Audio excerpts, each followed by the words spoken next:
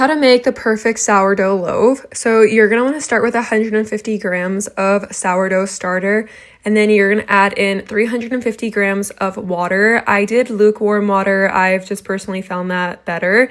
And then you're going to mix it until it's frothy. And then once it's mixed, I added 500 grams of flour.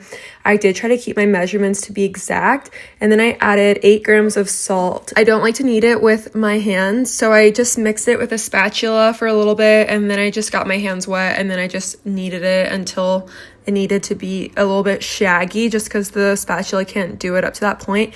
And then you're going to cover it and let it rest for 1 hour, and then you're going to do stretch and folds, and you're going to turn the bowl a quarter ways through and do this all the way around. So it's about 4 times, and then you're going to cover it back up with the towel and get back into it after you let it set for 30 to 40 minutes. And again, you're going to do this 4 times. So it's going to be about 2 hours of your pull and stretches. Once you finish that, you're going to let it set for 4 to 6 hours, and it should look a little bit shaky like mine did. And then I'm going to let it fall naturally out of the bowl onto a lightly floured surface, and then shape it into this rectangle. And then you're going to want to fold it over 3 times and form into a little ball. This is where you're going to start doing your rolls, and I did like the candy cane roll, and as you can see, I had almost a little tear, so I stopped, and then I just put a wet towel over it. My oven preheated to 450 degrees. I lightly dusted it in flour so I could do my scoring. I put my dough on the parchment paper so it's just easier to transfer after.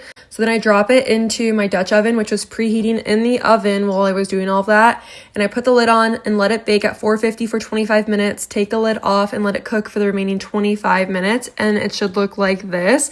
And I also did not put it in the fridge. I just let it rest on the counter for those 4 to 6 hours. I will tag the original recipe in the comments, and good luck baking.